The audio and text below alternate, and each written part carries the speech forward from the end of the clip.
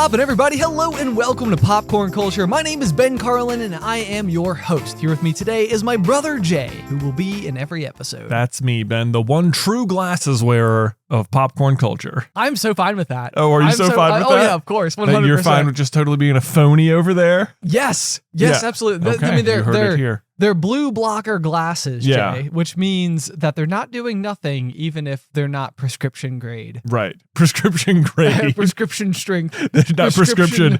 End of sentence.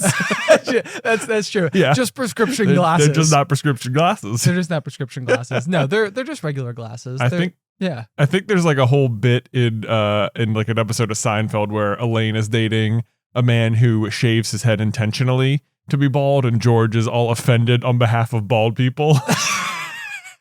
I can see it. See it. It's like, I guess if you have baldness anyway, Right. It's like, I don't know. Actually, now I'm trying to decide if I think that that's a worthy argument. Well, in George's opinion of himself, which is very low, this is a big problem for him in the dating world, is that he's bald. And I see. Right. So the fact that somebody would optionally choose to do it almost like takes like something out of like his arsenal of, if not for this, right, then I'd be right. Although it turns out that said boyfriend of Elaine's has gone naturally bald in the process of shaving his head. Oh. So she asks him to grow his hair back out and he can't. And even though he looks the exact same, his confidence goes to like 0. Oh no. Oh, that's so sad. It's the classic Seinfeld situation. Seinfeld. Yeah, nothing actually changed, dude. Right.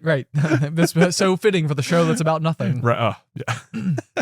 How perfect. Jay, how about a corny joke just to kick us off? If you think you can get through one before minute 58. I know. And we'll see. Fact, last week's episode, I was quite proud of the fact that we led right out of the gate. It was like, hey, corny joke. We talked about it. We've got it right here. We got it. And then I think it was literally like the closing comments of last week's episode. Yeah, Spoilers. we got back to it eventually. We got back to it. All right, well, fire away, Ben. Let's do the show proper and start with a corny joke. Jay, what time do ducks wake up? Oh, it's about ducks. I know. How perfect, right? So I feel like quack is somewhere in the answer. What time do maybe Pat Waddle? I don't know what time. Pat Waddle? I was like thinking paddling. I got halfway through paddle and switched to Waddle. Oh, I got you. Pat Waddle. You know the time of Pat Waddle. Yes, indeed. Okay, it's at the quack of dawn. The quack of dawn. See, I knew quack was in there. You were so close. You were so close. Yeah, I was quacking around it. Right, yeah, you were quacking around it. You were pod waddling around it. I was pod waddling around it. Can I say that on the topic of ducks? Yeah. That this past week we have started to see a few GMA stickers starting to appear in the wild. They have finally arrived in people's mailboxes. And they have started just sticking them on the world. Yes, they have like infiltrated the exterior. That's right. Yes, indeed. We've gone. It's out there. A little bit of background for you is that we have Green Mallard Association, aka the GMA. Yes. Stickers. Right. This is a throwback to, it's a gag that we did in high school where we basically printed off these exact things and we stuck ducks on the walls and such and just really generally all over our high school, and people just didn't know where they came from. They noticed them for sure. Yeah. Because we put them everywhere. I would slip them in people's lockers. I would put them on people's backpacks. Right. And they would discover them and they'd be like, what does this mean? I don't know. What is the Green Mallard Association? Exactly. That's exactly the point. Exactly. No one ever knew. It's not even searchable. You wouldn't even find like a Wikipedia article about it. I see what you're doing. Yeah. You're trying to encourage the little colonels to do a thing. How truly spectacular would it be if the GMA had a Wikipedia page before we did? Oh, that would be pretty spectacular. Because then, by virtue of having the Wikipedia page for the Green Mallard Association, certainly would have to list the members, of which we would be, notable. We would be. Notable members. Notable members of the GMA. Which would then, like, our credentials inside of that could be notable Cave Spring High School alumni. Exactly. It's all coming together. It's all coming together. Okay. So people were able to purchase their own Green Mallard Association stickers. Yeah. They're small, but they're meant to be like sort of just placed places. Yeah. Where have you seen them so far? Well, one of my I saw some that were just on like a trailhead. It was like a nature walking trail, but maybe my favorite one thus far has got to be that someone put a GMA sticker on a KFC. Kentucky Fried Chicken. Kentucky Fried Chicken, aka Big Chicken, aka other users of the hashtag popcorn culture. You're right. You know how we feel. Beef with big chicken. Someone has infiltrated KFC and they stuck a GMA sticker right on their sign. Okay, so or the pole of their sign, I should say. The pole of their sign. We'll be sure to have a picture or a link to it. You can be sure that KFC is feeling the sting all the way at the top. They're like, guys, they're coming. They're like, wait a minute. They're taking over. No. Yes. No, what I think this is funny because people who may be entering the pop for the first time just drank from the proverbial fire hose of popcorn culture inside jokes. Well, yes. So, okay, I want to ask about that because this is something where if you are introduced to something that's already going full speed, sort of like so that there are those types of jokes and you're playing like a little bit of catch up, so to speak. Yeah. Do you feel, is that something that encourages you because you're like, oh, there's jokes to be had inside of this place? Okay. Or is it the type of thing where you're like, oh, man, I can't keep up because there's so many things going on? I think often with situations like this, it is clear to me when like a reference is being made that like, I know I'm not aware of that joke, but the point often is not that like I don't feel excluded. Yeah. Normally it's like, okay, if I keep up with the show, I will eventually come to understand what that joke is. What the joke is. Like it'll come back. If it's part of like the vernacular of the show, it's going to keep coming up and I'll get it eventually. And maybe at some point I'll go back and catch up. Sure. Okay. I hope it doesn't feel like exclusive or like you're like, wait, I don't get it. I don't understand what the GMA is or stickers or why ducks or why they're putting them places. That's right. So the real reason I asked is because it was my magnificent effort at a segue into discussing Wandavision. Man, okay. I feel like all I do is discuss Wandavision. It does feel like that is the case. And I would want to offer just a potential disclaimer that if you have not been watching Wandavision, that there could be a couple of spoilers. Up through episode 7 as we record this. Yes. Yeah. So, and it's not really that I want to go like super nitty gritty deep into WandaVision so much as talk about WandaVision as the phenomenon that it is. I agree. I don't think we necessarily, well, I don't know what you want to talk about, but I think we don't have to discuss what the episodes are about so much as like the effect the show is having. The effect the show is having, yeah, and it's really interesting because I would say coming into WandaVision, the MCU sort of like, and it's so funny where it landed, but the MCU sort of came to its close with Avengers Endgame in 2019, which was then promptly followed by a year of effectively Far From Home. Well, Far From Home. Yeah. You're right. Yes. But I mean, as far as big picture stuff is concerned, yeah, that's where like, you know, Endgame sort of was, I feel like neatly capped off there. No pun intended. Cap. You get it? I get it. We'll come back to that later. But with that, I think we fell into sort of like this quarantined year where a lot of like progress and new movies and everything sort of came to like a screeching halt. And I was very curious how the MCU might be marching forward as like this great big gigantic hyper successful entity. Yeah. That like so many people bought into like very aggressively. Like, I mean, obviously Endgame is the most popular movie of all time at the box office. Right. And it's like, it seems like the idea of being into like comic books and this type of thing is like no longer this Big Bang Theory, classic tropey, nerdy activity that you might do. It's like just complete commonplace. Just anyone. Yeah. It's very mainstream. Very mainstream. Yeah. So building up to that though, I feel like you have 23 movies from the MCU that come out. Mm-hmm. It's a lot of origin stories for all of these characters. You're sort of starting to get to know them, you know, maybe for the first time if you haven't been a comic book fan prior. So, you know, you're taking in everything sort of movie by movie, and with that, you start to get a little bit of that burnout mentality of like, okay, it's another origin story. Like, how did this hero come to get their powers, and who's their first villain, and like, what does that mean? And then right. You have like a sequel edition where they know their powers a little bit more, and you know, like where do they go with that? Yeah, it does. I mean, early days MCU very repetitive in terms of lots of origin stories, lots of mirror matchups between the heroes and the bad guy. Like, this guy has my exact set of powers. Who will win? Right. Yeah. Yes, exactly. Like Iron Man kicking it off, in the end, the final battle is, Iron Man, Tony Stark versus Ironmonger. Ironmonger. Yeah. Obadiah Stane. Obadiah Stane. I got there. Yeah. Yeah. The Tony Stark built this in a cave. That was pretty good. Thanks. Yeah, I practice it a lot. You do say that a lot. It's like one of my favorite lines from all of Marvel. I think that when these movies first started coming out, and as you started to realize that there's like the greater narrative, the Avengers narrative, the Infinity Saga, Yeah. and like when you're starting to realize like, oh, all of the movies are part of like a bigger story. And like in Guardians, that was, the Power Stone, and, in Thor Dark World, that's the Reality Stone. And right. you're starting to see that like, despite each movie being able to completely stand on its own, you also, and all of us collectively, are starting to lean in and be like, okay, but what are the bigger implications? What are the bigger implications?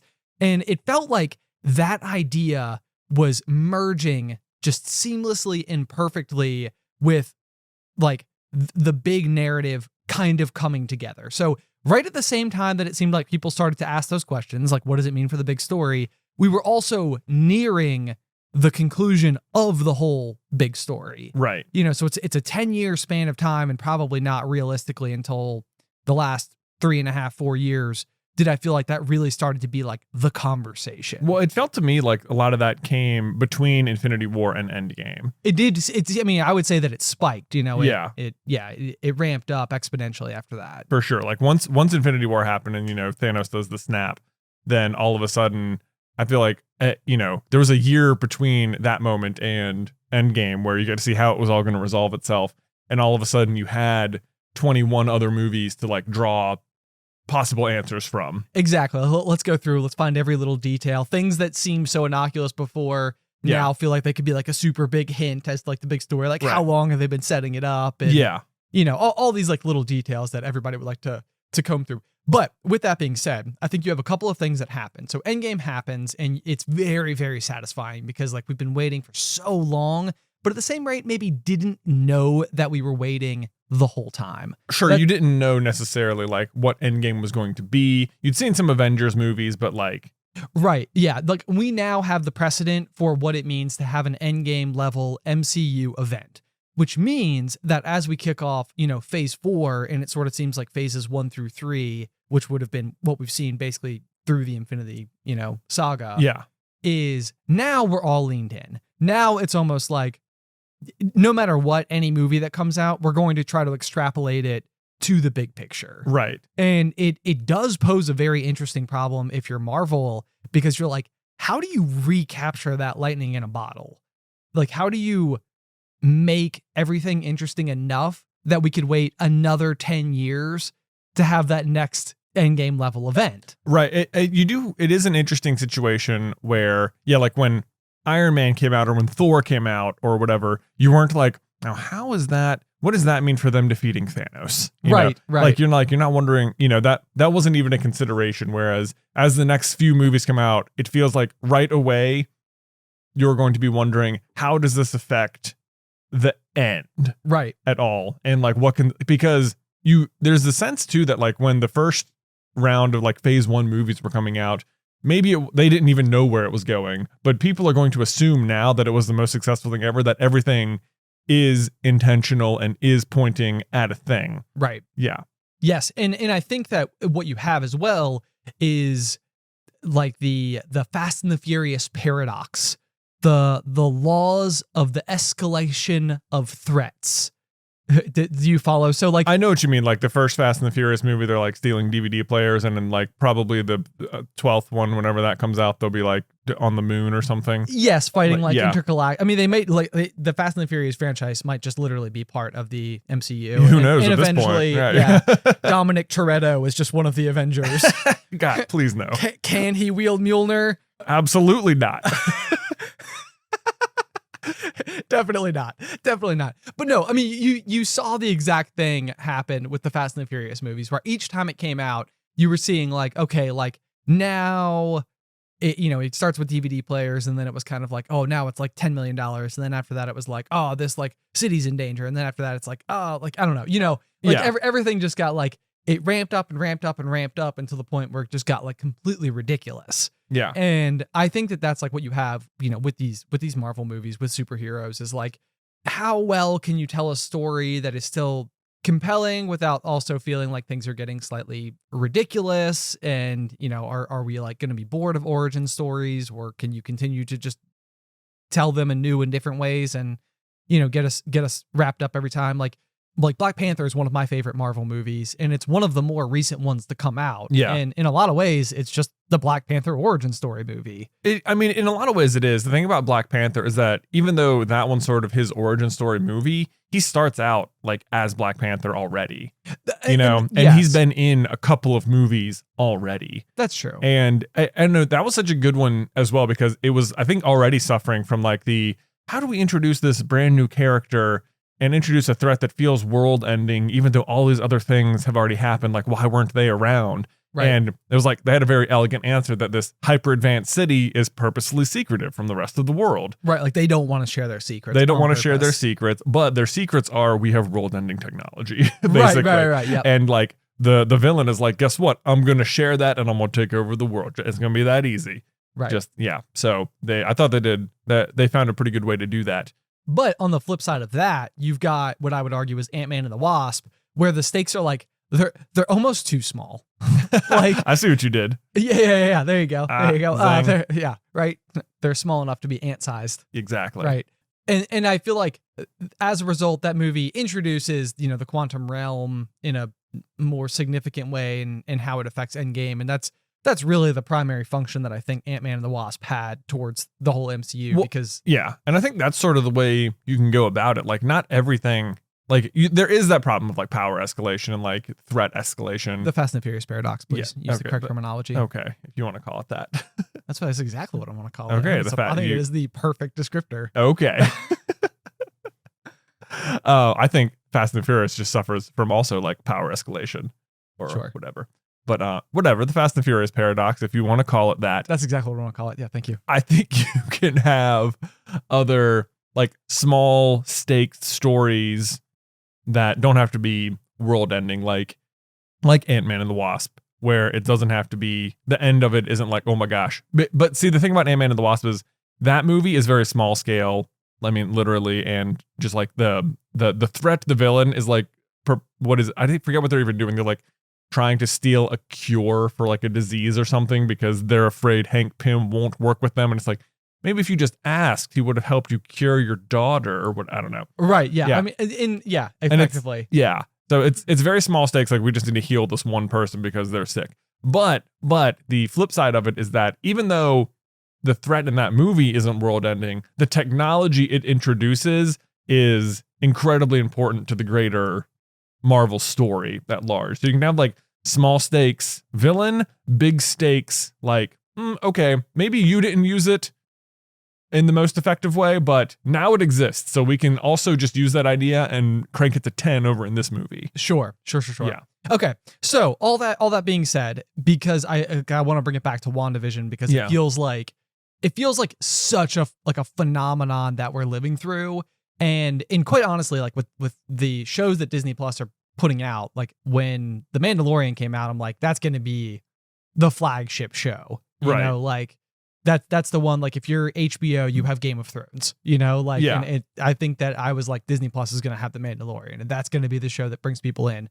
And then WandaVision happens and you're like, wow, this is so much fun. And it's so weird. And it's like, and everyone loves it. Everyone loves it. It's amazing. But okay, so here's my question. So because I was originally asking you about like inside jokes and sort of like, okay, if you're introduced to like a show or whatever the case may be, a community of people. Yeah.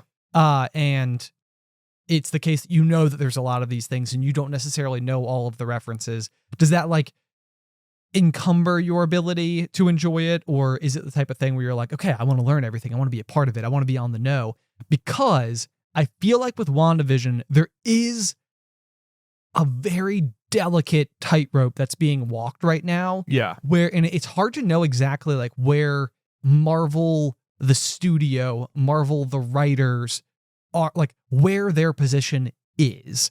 Because you have channels like ours, the Super Carlin Brothers channel, that, watches each episode, and we're looking for every minute detail, and we're going back to, the history books and looking through and like being like, okay, could this be a reference to that or this character, or, were they alluding to that, or was it just coincidence, or, is it a red herring? Like, where are they sending us with all these stories? Right. And I think that this season, or this show in particular, has really brought to the surface this question of like, is it fun to do the homework? Is it fun to be like diving into each episode? Are most people who are consuming it like going through and watching some kind of like a recap episode to like better understand what they just saw? Yeah, that is a very good question, and it's very difficult for like me personally to know how to answer because of like what we do. Right. And like the little echo chamber that we live in on the internet is filled with people who, of course, are very leaned into their fandoms. Like, the tagline on our channel is celebrate your fandom. Right. So like everyone who watches us, they like us, or like what they like, I think, about our content is that we deep dive the information and we're trying to figure everything out. So like we are surrounded by people who are, I think, like that kind of stuff. Yes. But I can't imagine that's the full viewing audience of WandaVision. And it would be curious to me, like, I don't know if this is what you're trying to ask, but like, could someone who has watched 0 MCU movies could this be your first introduction to the MCU? And if so, would you enjoy it in a satisfying way? Like, would you be able to keep up at all? Or is it like so deep into the MCU at this point that if you're brand new walking, like you keep hearing your friends talk about the show WandaVision, you're like, well, I don't even have Disney Plus. Let me get it and check it out. Like, if you just turned it on and had no idea, would you get it? Would you be like, would it still be fun? Would it still be fun? I think the question is so absurdly multi-layered, especially with WandaVision in particular, because on top of all of the deeper Marvel lore that is existing in every single episode, Mm-hmm. you also have the real world history that of the actual sitcoms that every single episode is a parody of. Right. And so like it could be the case that if you grew up watching, like the 1950s, 60s, I Love Lucy, Bewitched, Dick Van Dyke. Yes, exactly. Like you might watch those episodes and be like, what a fun thing, right? Like to see like a modern day take on it. Like I used to love that show growing up. Right. Whereas me, I might've been like, I've never seen that show, and yet I still love this episode. It is still super entertaining because I get some of like, I get the idea behind some of the like almost purposefully bad visual effects of like, the plate almost looking like it's being suspended in the air with like a string. Right. Exactly. Yeah. And it's sort of like, how does that play? So what I'm trying to say though is that do you understand the reference to the real world television show that they're doing? And then inside of the content of the show itself, do you understand the bigger picture Marvel questions that might be introduced? Do you know who that villain is that was just alluded to? Like, right. And then like when the big reveals come, are those reveals layered enough that you could, even without knowing the lore, it might still be surprising? Yeah. And there's a specific question I want to ask. Okay. Like I said, so possible spoilers. So if you haven't seen up through episode 7, then sign off or mute it or jump ahead 5 minutes or something. But okay. So in the latest episode of WandaVision, it is revealed that Agnes, the next door neighbor, is Agatha Harkness. Right. And so in our office, this was something that like we've been pretty well sure of for. Right. This was not like a big surprise. This was not a big surprise. But like the way that it was almost delivered on screen was a little bit of like this like mic drop moment, like boom. And in my mind, I have so many different reactions to it, because if not for what we do for a living, I would not be the type of person who would deep dive into this type of stuff.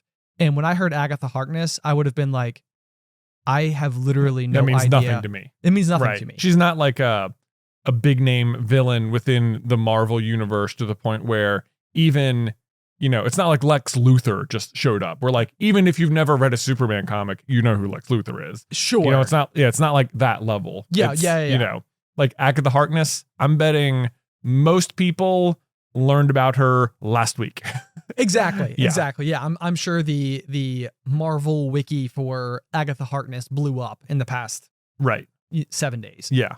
With that, the other twist that happens inside of that moment is some people may not have been aware at all that Agnes the neighbor is maybe potentially the villain, or more than just that like quirky neighbor that all sitcoms feature. Right. Because going back, you know, through every sitcom ever, you always have that sort of like potential comic relief character who's not a part of like the main family, but who's like always over at the house and always randomly shows up. And like, you know, I think as a tool for a sitcom, they're extremely effective because they can always like introduce external things to the main story. Yeah. So they're a useful tool for that. So again, you know, you could go back to that episode. You can be like, okay, have you ever watched the TV show Modern Family before? And then if you have, how much is your appreciation of the show Modern Family and their parody of Modern Family affecting how you're taking it in? Are you aware of who Agatha Harkness was and how did you respond to that? Or were you aware or even remotely privy to the idea that the neighbor could have been the villain? Like, you know, there's so many different layers. And depending on what kind of, and maybe this is what they're doing, is like there's a little bit of something for everybody. Right. You know, it's like depending on what your knowledge of some specific portion of pop culture might be, it might be like this part of the show was for you, or this part of the show was for you, and the big reveal can or cannot mean anything, and it's almost indifferent.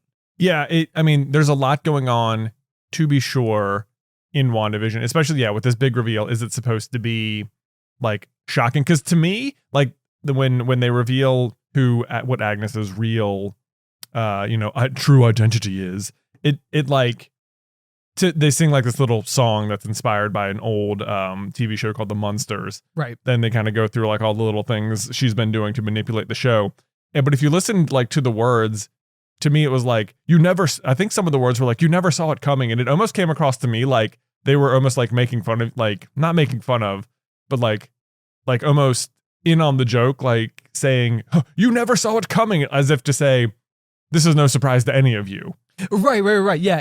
Is it like being kind of like haha self-aware humor there, or is that supposed to like, and again, that's what I'm saying, like, is there a chance that you weren't even supposed to figure out that Agnes is likely more than she appears? Right. I think it brings up a cool question of how does Marvel want you to watch their shows? Because I think you're right. Like, there's no doubt their intent is for them to say Agatha Harkness, and then for you to like pull out your phone and say, who's Agatha Harkness? And like go deep diving down in there, because it really isn't a surprise. Like, if you've done much deep diving at all, like there have been hints everywhere, specifically that it's this character. Yeah. Like down to, I think her license plate in one episode was like the hex code for the colored dress she always has on in the comics or something. Oh, wow. You know, which like, oh, get it? Hex code. Hex code, color purple. Like she's been in purple. She's dressed like a witch.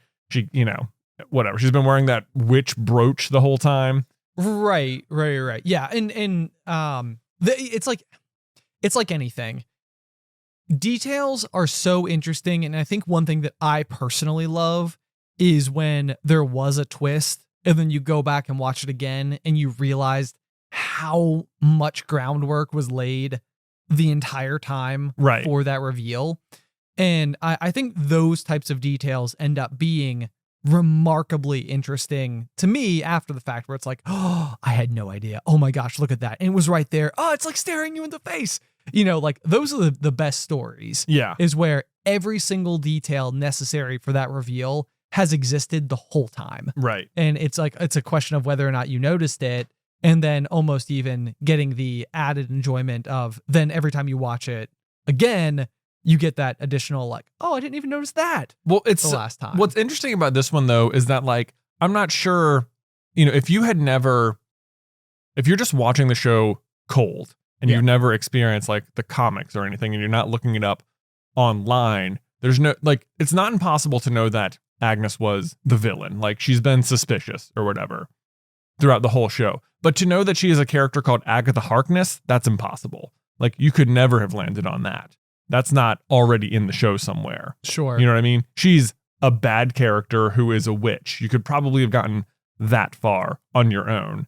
But to that end, it's like I think Marvel does want you to be able to go back and like, I think they want you researching it, and they're almost counting on you to do it as part of your enjoyment for the show. And because like, especially WandaVision, like it does require, it shouldn't be the first TV show you ever watch, you know, like it requires you to understand a little bit of the history of sitcoms. Oh yeah. You know, a little like, or else it's just going to be completely over your head. You're gonna be like, why does it start out black and white and what, you know? Sure. Well, and it's not really the first time too. If you look at the Avengers movies in general, that there was a little bit of like homework that needed to be done in order to get the full appreciation for what you're watching.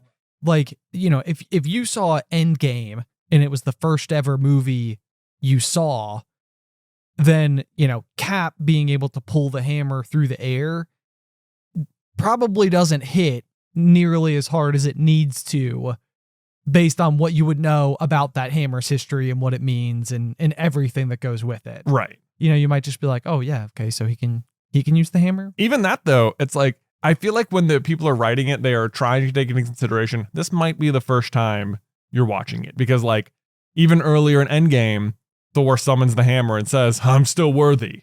Like, sure. He's like, you don't get the full background. And if that's your first one, you probably didn't gather that you have to be worthy to pick the hammer, but something is there. There is something like, there. They You're set right. it up. They're like, okay, just in case you forgot, maybe you haven't seen an Avengers movie since Age of Ultron came out 5 years ago. Let us remind you how Thor's hammer works. Right. Like, we need to include one line that says, you need to be worthy to hold this. Right. Because there's a payoff coming.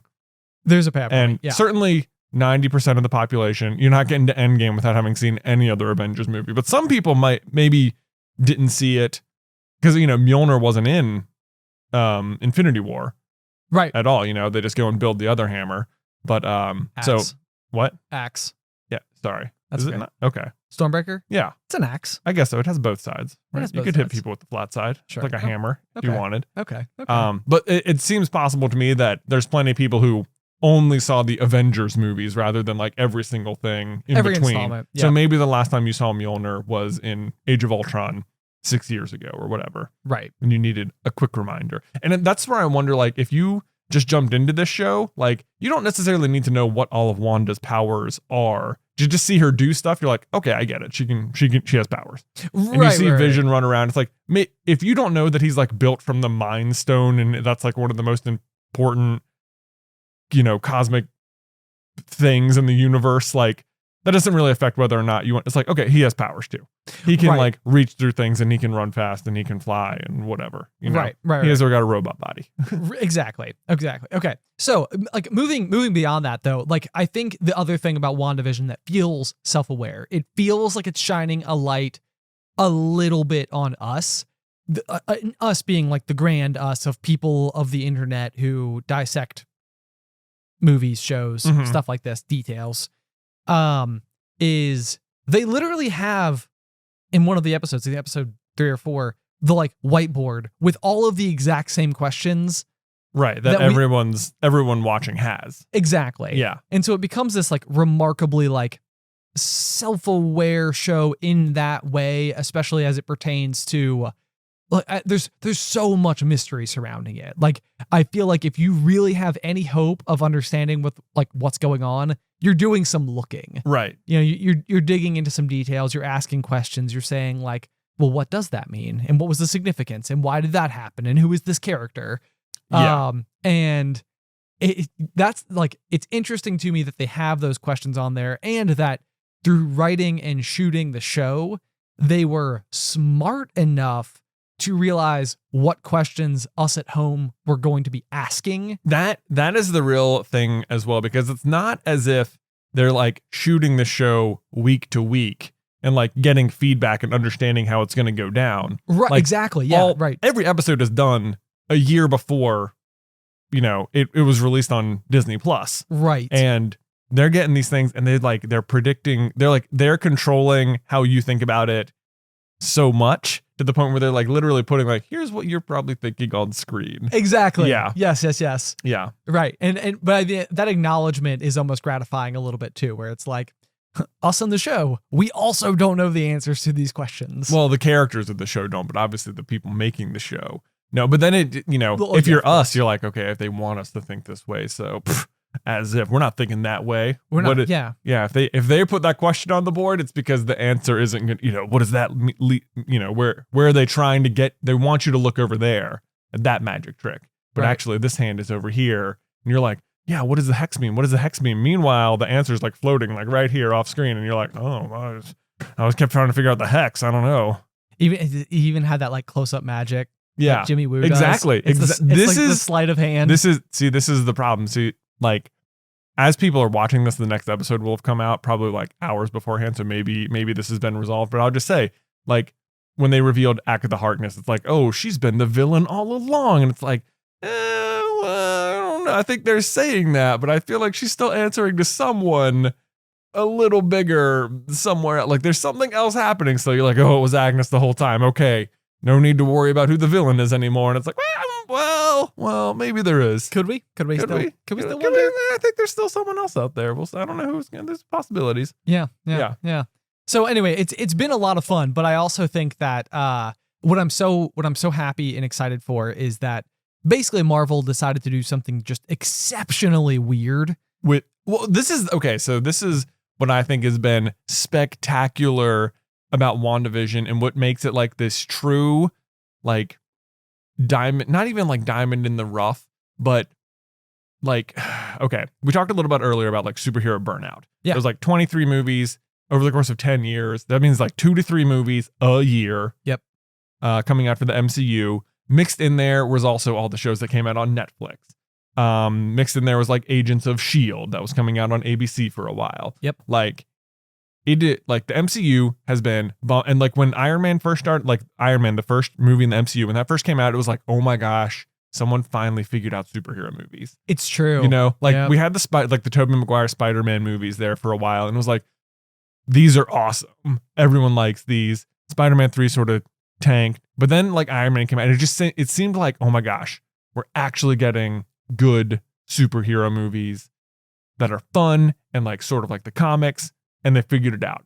But 10 years later, there was definitely this sense of like, okay, we get it. Like we've seen so many, like every time we go to the movies is to see another superhero movie and they just punch each other and the good guy wins. Like, I get it. Okay. Like, ugh. So it's interesting to me that like we got to Endgame and it was this amazing finale, but there was the sense of like superhero burnout where it was like, do we need more? Yeah. Like how can we keep making this interesting? And I know like my wife particularly, she's, not big in like, she likes, she'll go to the superhero movies or whatever with me, but where they're fighting and doing all the action, she just like tunes out. Sure. And all that. So what has been amazing to me about WandaVision is that WandaVision is like the first thing that has come out in over a year to the MCU. Yep. Because after Far From Home came out, nothing came out at all. Like they were slated to have Black Widow come out, to have the Eternals come out. Yep. And even on Disney Plus, Falcon and the Winter Soldier was supposed to come out before WandaVision. Right. So WandaVision was like fourth in line to the throne to be the first thing seen in the MCU as part of Phase 4. And somehow everyone else ahead of it died. Like because of like it is the first thing now, which is weird because all of 2020, nothing. And I feel like in a weird way, because WandaVision is so unique and so not like any other superhero movie at all, that WandaVision has somehow like cured superhero burnout. Yes. We took a year off because of COVID, which maybe helped everyone be like, forget a little about it. Like it was, kind of like, not only did you get distracted with some other shiny new toy that was kind of like, hey, how about instead of superheroes, we do this other thing instead. And everybody's like, okay, I'm going to put my attention over there now. It was like everything paused. Yeah. And what came out of it, was WandaVision. And immediately, and I'm right there, it's literally part of what we do. Like it is good for our business for superhero movies to continue to be remarkably popular. Yeah. And that being said, I was discouraged. Like from going to see more superhero movies? Not from going, like I knew that especially with what we do, like I said, we would go. Yeah. But I think that there was a part of me that's like, I don't know what else they could throw at me that would still feel interesting. Right. Like what are the stakes going to be, or how do you make it compelling, or like in what way do you sort of like rewire the way that you tell a superhero story that it's kind of like, this is different, this is fun. Yeah. And it's somehow, some way, sitcoms through the decades has been the answer. Well, because it's been like, it's about two superheroes, but in the least superhero way like I've ever seen a superhero anything. Right. You know, it's like, yes, we're back in the MCU. We all missed it for over a year, and we came back and we're like, oh, it's back. And it looks completely different. Yeah. But even better somehow. Yeah. You're like, and I don't know, because I think if you just gone straight from Far From Home later that year, you'd walked right into Black Widow. It would have, I have no idea. Maybe Black Widow is going to be amazing. I have a feeling it is going to be amazing. I think it's going to be really good. But by all accounts, just looking at the trailers, it looks very similar. It looks like very standard Marvel fare. Like, it's probably going to be a bit more of like a spy movie, I'm going to guess. Sure. Just based on, Black Widow's powers or lack their skill set. Yeah. That's what we'll say. There you go. That's perfect. Yeah. But by the time you got to WandaVision, if you had already seen all the other things that were supposed to come out, I think WandaVision would have felt like it was like very, like one of these things is not like the other, but the fact that it came out first is really setting up just like, it's like they're allowed to experiment with more stuff. Like, whereas if it had come out later and you just like continued down the line of like beat 'em up, this is how Marvel movies go, then when you saw that one, it would have felt very experimental. Yeah. And you'd been like, not for me. But now that it's been a full year and you're walking right into WandaVision and you're like, this is all, and because it's so popular, it feels like there's this like license now. Like you can try lots of stuff. Yes. Who's to say? Who Yes. knows? It's funny too, because it even, I think it proves a little bit of just like how human even the people making these movies are a little bit too. But like a lot of people said that, Thor Ragnarok never happens without Guardians of the Galaxy. Yeah. James Gunn comes in, does this really wacky, weird, 80s music. Yeah. Comedy, effectively. Right. Yeah. Space dramedy. Yeah, exactly. Yeah. Right. And then because of that, you get Taika Waititi, who's able to then go and do Thor Ragnarok and just make it flat out ridiculous. Right. But it's amazing. Yeah. And it's got, Jeff Goldblum. So there you go. Bravo, WandaVision. Bravo, WandaVision. Curing superhero burnout. That's my hope. That's my hope. I think the real test is going to be, how does Falcon and the Winter Soldier? Because I would say that in the same way that Black Widow does look like your typical, Winter Soldier style movie, black SUVs that get exploded. And people fighting in streets and stuff, jumping out of airplanes. That's exactly what Falcon and the Winter Soldier looks like. It looks like exactly standard fare. Good guys beating up bad guys, explosions, punches. Yeah. It looks like that's exactly what I'm expecting from that show. Yes. I think what's going to be curious though is that because like if there was an intended watch order, like people argue about this about Star Wars all the time. Like, what order should I watch them in? Right. And people like, my answer to this day, if you're wondering now, like it's switched around, but release order at this point for Star Wars. That's fine. So the question is like with Marvel, did they have an intended watch order? Like would things in WandaVision have made more or less sense if you had seen Black Widow, or if you'd seen Falcon and the Winter Soldier?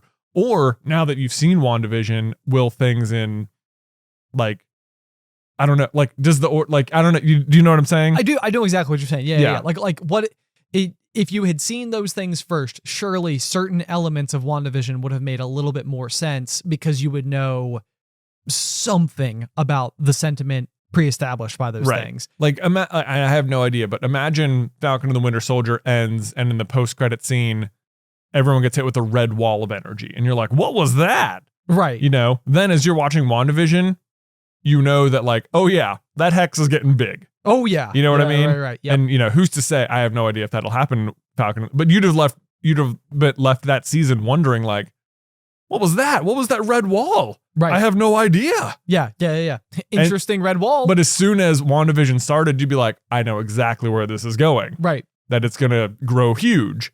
So who's to say? I have no idea. Yeah, exactly. Okay, so let me tangent slightly away from MCU, but still Marvel. Okay.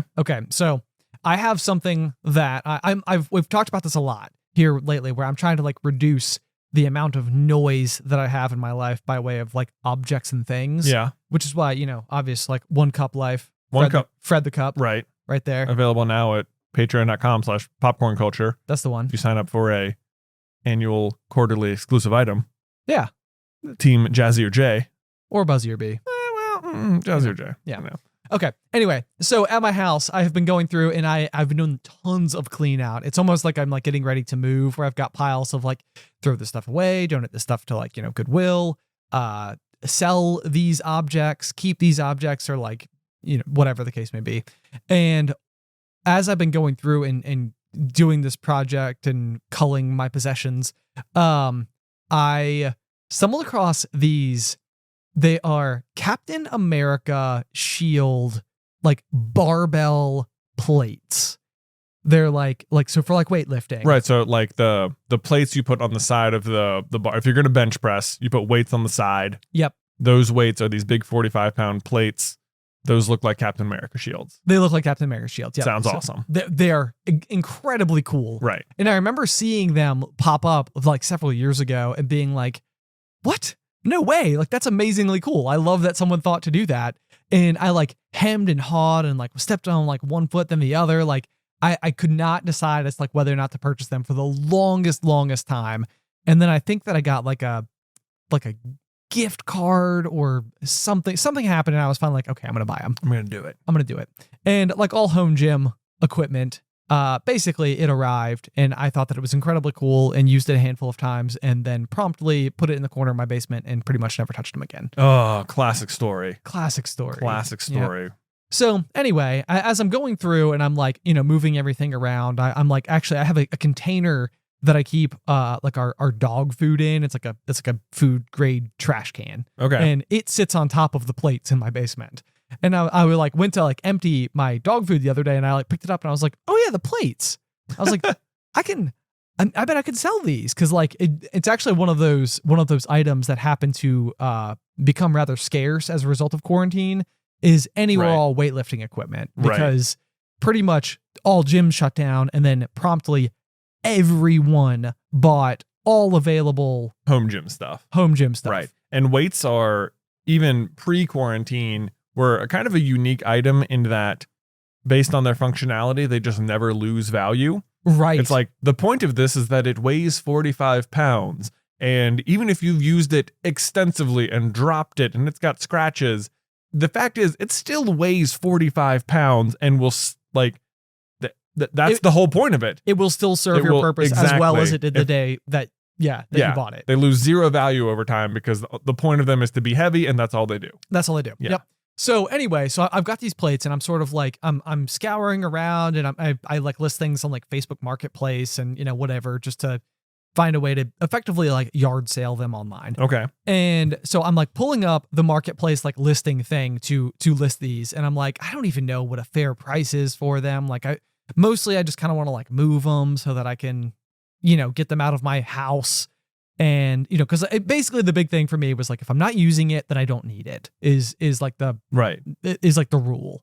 And so even though I really like them and think they're really cool, right, it's kind of like, I don't need these. And so that's you're going very like Marie Kondo over there. A little bit. Like, does this spark joy for me right now? Like I acknowledge it did spark me joy, but at the moment I don't need it. At the moment I don't need it. I'm not going to use it. And I have other heavy things. Right. So I'm well like covered in that category. So I'm like, okay, let me try to like find some prices. So I can't find anybody else who's selling them on Facebook Marketplace. And I'm like, well, that's not that odd. They're like sort of, they're unusual anyway. Yeah. Because they're these like Captain America plates. And so then I like hop on over to eBay and I just like punch it in. I'm like, let's see if anybody's just selling them on here. Sure enough, they are. And they're selling like a single 2 pair of like just like 2 plates, 2 45-pound plates. Okay. Is listed for like $3,000. $3,000. How much did you buy them for? I bought the whole set for like $550. What? Okay, so you have got like discovered rare weightlifting materials. Apparently, that is amazing. Right? And so, and I think what's happened, and this is me speaking purely off the cuffs here, is that they were sort of these like rather specialty pieces of equipment. And the company that sells them is a brand called Onnit, Onnit. And they've done like lots of cool And they're stuff. on it. They are on it. Right. They've done lots of cool stuff. Like we actually have here in our office, like Star Wars kettlebells where like they're one's shaped like Boba Fett, one's shaped like a stormtrooper, and one's shaped like Darth Vader. I think for our younger brother for Christmas one year, I gave him like an Iron Man kettlebell. Mhm. They've got like the Han Solo and Carbonite yoga mat. Right. So they got like pop culture, novelty, weightlifting stuff. Yeah, exactly. And I think what happened is like with quarantine, everything shutting down, you know, like factories probably going like a bit more into overload, trying to like make stuff. And my guess is that they just were like, we don't need to make novelty anything. Like that's taking too much time, energy, work, whatever. Make efficient, basic plates. You Right. know, like, you know, if people need plates, let's not put our energy into making these cool themed sparkly ones. Let's just make plates. Right. Because that's People need them. what people need. Right. Health is important. So I think what happened is, I mean, they're just not available for purchase anymore. And so now sort of rather unexpectedly, it's like I've got these like rare trading cards that weigh, you know, 210 pounds collectively. Oh man. And so like, I don't know. I'm like, I don't know what to do with it because there's also this like weird thing that happens with all collectibles, which is that like, if you go online and you're like, I have that Beanie Baby bear collection, I'm going to go see how much the Princess Diana bear sells for these days on eBay. Right. I guarantee someone's listed it for $12,000. Oh, like, right. Like this has just been sitting in my closet for 20 years. I don't know if it's actually worth this much, but if I list it here, it's not hurting me. And if someone buys it, I just made $20,000. Right. Or even if you're just like in the collector's game in general, it probably doesn't hurt you to list a bunch of things in that category that are known to have a little bit of value, to just be like, yeah, list them for like 12 grand. Nobody ever buys them, but you want to know what it does? It raises the value of everything else. Right. Like, oh, maybe you list it once at 20,000 and people are like, oh my gosh, is that what it's worth? And then you see it listed for like 1,000 and you're like, well, this is a screaming deal. Exactly. When like in reality, maybe it's worth like $18. Right. You know, and then you're like, yes, you go for it. So anyway, I mean, I could very well just be in that position. And that's right. Someone's just inflating the value of their plates to 3,000. Right. Like Okay. someone's got them. And I collect, well, collect's the wrong word because I wear them. I like rare sneakers. Okay. So I will try to track down certain ones, and I have paid premium prices for a small handful of like the sneakers that I've purchased before, actually including my current Mickey Mouse Vans that I'm wearing today. But with the full knowledge that like I probably paid twice as much as what they would have cost if I had just bought them the day they were available in the store. Boy, not as easy as you'd think though, because we've tried to buy like one-off specialty Vans before. I think when Toy Story came out, they had a bunch of new shoes that dropped, and we were ready on the day, and we still missed some. We did. Yeah. We sure did. Yeah, absolutely. But we still got some other ones. We did get it. We got some. Yeah. Yeah. Yeah. Got some pretty great Buzz Lightyear shoes. So anyway, I was going through, I was like tormented last night though. So I was going to list my first pair of plates on eBay. And I'm like, well, now I have no idea. Like, and now that I've seen that like 3,000 number in my head, I'm like, well, I wouldn't let them go for less than 750. You know, but like in my head before, I would have been perfectly happy to get like $300 for my entire set, being like, you know what, I got some enjoyment out of these. I'm happy to pass them on to something else. But now it's immediately like I'm like an aficionado. And it's like, oh yeah, I've got these rare plates that I was previously keeping underneath my dog food. That's right. Enjoy. Yeah. So and now I don't know. It's so interesting for me. So I listed them on eBay last night. I think I started the bid at like $325 for just 2 of my plates. So instead of the whole set. Yeah. And I got offers overnight on them. Like immediately. I know. As this episode goes up, they're actually still available on eBay. So maybe, I see what you're doing. Maybe. So if you want to go and check them out, you know, see how many people are like watching. But I'm so excited to like watch this unfold because I'm like, is this one of those moments where I've like somehow found something that I bought that ended up being rare? And everyone dreams of this. I know, it's the dream.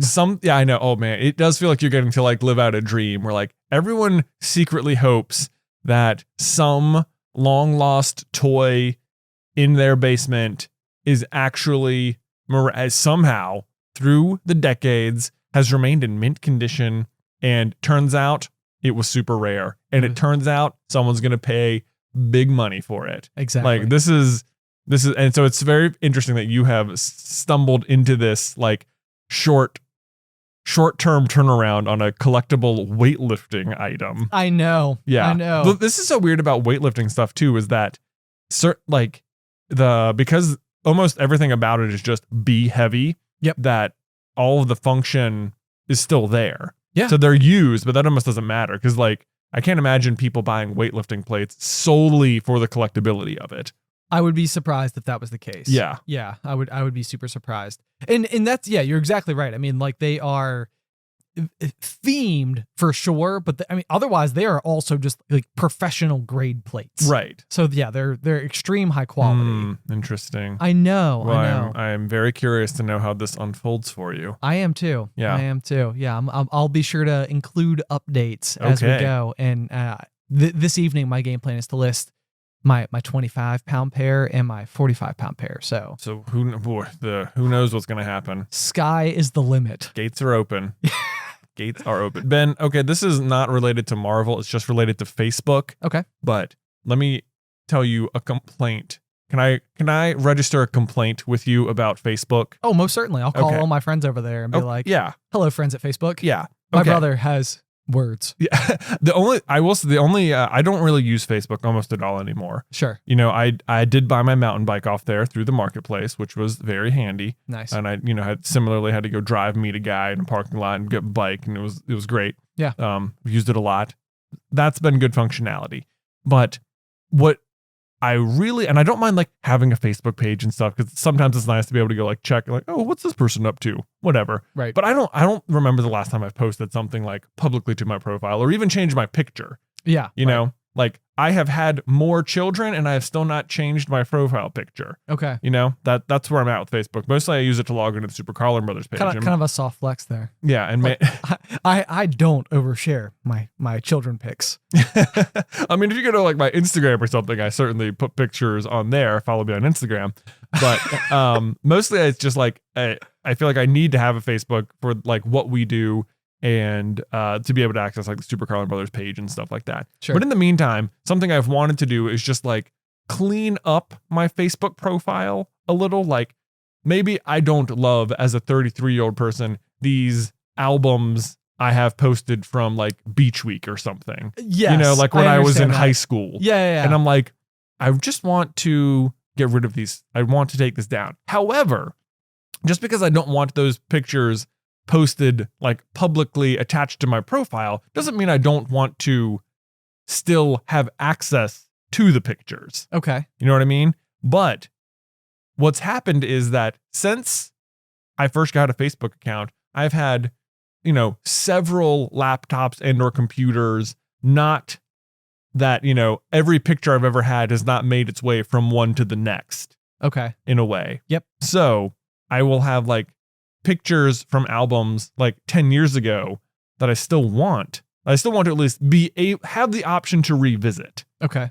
Should I want to, without them existing on my profile page. What is a man to do? How would you go about solving this problem? Okay. Can you not just like privatize an entire album? Is that not just like I don't know if you can just like hit private on an entire album. That might be one way. What I want to do is to be able to click download album. And then delete the album. Yeah. Okay. That makes the most sense. Yeah. Would be to download the album and then be able to just like remove everything from there. Yes. But I suppose if you're Facebook, that is like not what they would hope you would do with that. Well, this is exactly what I think is happening, is that like, this is such an obvious feature to be able to just be like, yes, I would like to download, like you can download individual pictures from your Facebook page. Like you can go through and download, want this one. Got it. For whatever purpose. But there is no point. There's no functionality inside of Facebook right now, which allows you to just download your entire album at your once. Photos. Yeah. My photos. And then just like you can delete an album, no problem. Like that option's there, but download full album, not there. And it's like, if I wanted to do this, I would have to go through every single picture and download them one at a time. And it is so frustrating because I have looked this up. I was like, I must be crazy. Like I've been on Facebook forever. Certainly I can figure this out. Like, I must just be missing the button. And like, part of me had this like moment of pride where I was like, I'm not going to look up how to download an album. This has got to be so obvious. Right. I bet, like, after struggling with that for like a year, I was like, I'm just going to look it up. I'm like, can I download an album? Why can't I figure it out? And it's just like, no, it was a feature at one point, but it has been removed. Like, they have removed. So to me, the only reason Facebook would take this off is because they know they're holding your pictures hostage. It's like this is where they get to live. They know. They're like, if people can just take all their photos down, like, they will, and then they'll delete their account. Like, but if they can't, they will keep their account open solely so they can continue to have access to the photos. I think that is exactly what is happening, and I am so mad that it is exactly working on me because I just want to get rid of them. I want to have like a much more nicely curated Facebook page. I understand that completely because I know that there are, especially from like my early college years, just some embarrassing photos. Right. You know, just some not so great looks. Yeah. Which, by the way, I've thought about this before too. Like, as I was going through college, I feel like I was so drastically underestimating just how abundantly obvious what I was up to, like how visible it just plainly was to every member of our extended family who was friends with us, who was friends with me on Facebook, being like, yep, we know exactly what he's up to. Look at Ben going to all these parties. Not really. What parties. a social being. Not really parties. No? No, yeah. I wasn't invited to very many parties, actually. That doesn't sound right. It's true. That's true. That's why I would like to throw parties. It's the easiest way to avoid not being invited to parties is to have your own. I feel like that is like a preemptive strike because I don't feel like you would have had trouble finding parties to go to. Maybe, but I don't know. But I didn't. It's an honest truth. It was like not a thing. But that being said, I actually think your point that you bring up is extremely interesting because I think that throughout the years, I remember I got my first digital camera when I was in 7th grade.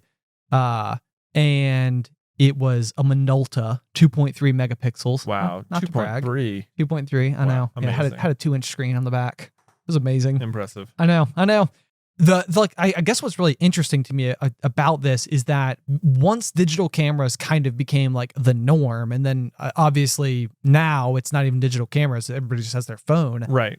Is my photos are not stored like anywhere. So you're exactly right. Like every single time I've like gone from the desktop PC that I bought as a high school student to my laptop that they gave me in high school, which had photos on it, to my first college laptop, which just eventually I think disintegrated and is now a pile of just smoldering ash somewhere. Smoldering ash, quite literally, to, you know, like my first iMac, my 4th iMac. Like, you know, I have put and stored pictures on each of these computers respectively throughout the years and then been terrible about removing them and putting them in some central place in every single interim. So I have just like lost tons of photos, 15 years worth of photos. But yeah, because like nowadays, almost anything you take a picture of is like, oh yeah, it just saved to your iTunes account. It goes into the cloud.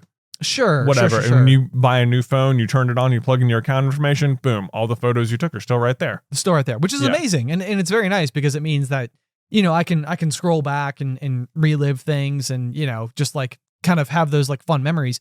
But I've thought about this because our dad growing up was fantastic about having yearly photo albums where he would go and he would have photos printed and, you know, they're like neatly labeled and they're still in the basement to this day where you can see like 1990, 1991, 1992. And, you know, you just have the full year's worth of photos all lined up and they're all always there. Right. You know, and it's like my high school photos that I had taken, you know, thousands of photos across like multiple digital cameras and my first cell phones and stuff. They're just gone. Just gone. Like I will never see them again. Right. And that is like devastating to me. It's like, there's all these things that I'll never be able to like show anyone. Well, you just have to tell them about it here on the pop, Ben, I guess. I guess so. I'll have to work my brain real hard to do me a remembery. Paint people some word pictures. Some word pictures. Yeah, exactly. I am excited about that. I feel like because we're doing the pop, there's a part of me that's like 20 years from now, I'm going to be able to like come back and like listen to what I was thinking. Yeah. When I Here was, like, are 30. like WandaVision hot takes. Exactly. Like, remember when that was a thing? Remember when WandaVision was changing the scene of the MCU? Right. And now there's an entire sitcom that's just like was inspired by WandaVision. It's already come and gone. Who 12 knows? seasons. Wow. Very impressive. Impressive. What a Yeah. run. What a run. What a run. Actually, no. Okay. We're slightly long, but there's one last thing I want to touch on because it was just about exactly 1 year ago. And maybe we can cover this in next week's episode as well.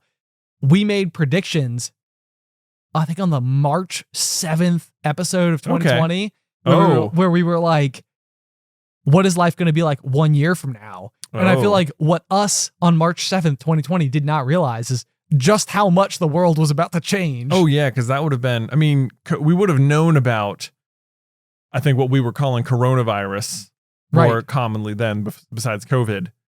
We would have known about it, but I don't think we were in like full quarantine mode just yet. We were like almost there. Right on the cusp. Yeah. Yeah, exactly. Yeah. So for today, what do you think is going to be happening 1 year from now? 1 year from now, okay. I think we will either be hosting or have just said goodbye to one Seamus Gorman in office again. What? Yeah, there you go. Love it. There you Love go. it. Great prediction. Great Yep. prediction alert. Okay. Mhm. Yeah. That's a good one because exactly 1 year ago, I think he was here. Yeah, I think Yeah. so. I think this is like the eve of him leaving or something. Right. We're getting Yeah. close. Okay. Or no, I think he was here. Maybe not leaving yet. Interesting. We'll see.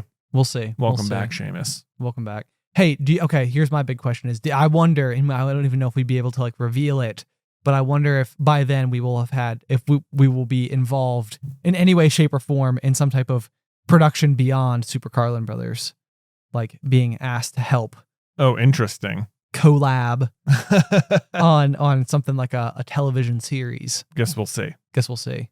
I'd like to think That'd be exciting. 5-year plan. 5-year plan? Yeah, within Okay. 5 years. That could happen in 5 years. I'm curious to see what we said last time. Me too. Me too. Okay. Maybe I said the exact same thing. Maybe. Classic Ben. Classic Ben. Anyway, guys, thank you so much as always for tuning into this week's episode of The Pop. We super appreciate it. It has been so much fun getting to chat with everybody. Oh, yeah. Lots of WandaVision talk. Lots of WandaVision talk. I'm excited. I'm sure that as we speak right now, we will be discussing this week's episode. I'm sure because like we talked about WandaVision and this is coming out on Friday and as will the next episode. So maybe everything we said just aged really badly over the last hour. That's a good point. It's a good Yeah. point. It's a good point. So for feedback purposes, if you guys want to leave a comment on this video, if you'd like to leave a review on the podcast, if you have any other thoughts, you can bring them to our Reddit page, which is just Popcorn Culture. Yep. r/popcorn culture. r/popcorn culture, or you can email us your thoughts to popcornculturepod@gmail.com. And finally, if you'd like to support us over on Patreon, we have a couple of different available tiers there that help us determine who the one true host is every single week. Indeed. So you can check that out at patreon.com/popcornculture. But otherwise, until next week, Pop.